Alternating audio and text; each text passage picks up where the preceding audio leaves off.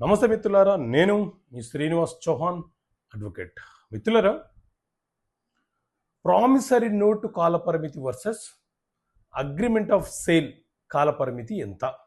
So మిత్రులారా, మన దేశంలో లిమిటేషన్ యాక్ట్ కాలపరిమితి చట్టం 1963 అనే చట్టం అమలులో ఉన్నది. ఈ చట్టం ప్రకారంగా ఏదైనా ఒక వివాదానికి సంబంధించిన కేసు మనము న్యాయస్థానంలో వేయాలనుకుంటే ఎప్పుడు పడితే అప్పుడు ఫైల్ చేయడానికి అవకాశం లేదు.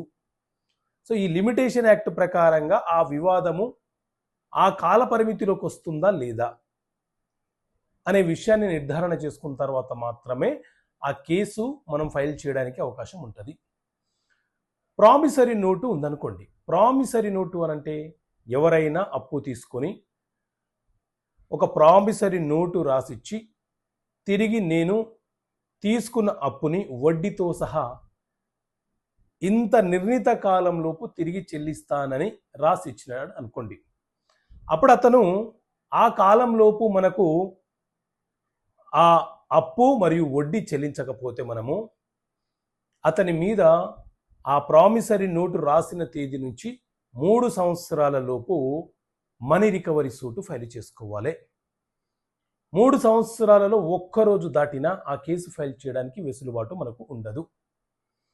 అదే అగ్రిమెంట్ ఆఫ్ సేల్ ఉందనుకోండి. ఎవరైనా మనకు భూమి అమ్ముతానని చెప్పి అగ్రిమెంట్ ఆఫ్ సేల్ చేశారనుకోండి. ఆ తర్వాత కొంత అడ్వాన్స్ తీసుకున్నాడు, ఆ తర్వాత రిజిస్ట్రేషన్కి రమ్మంటే రావటం లేదు.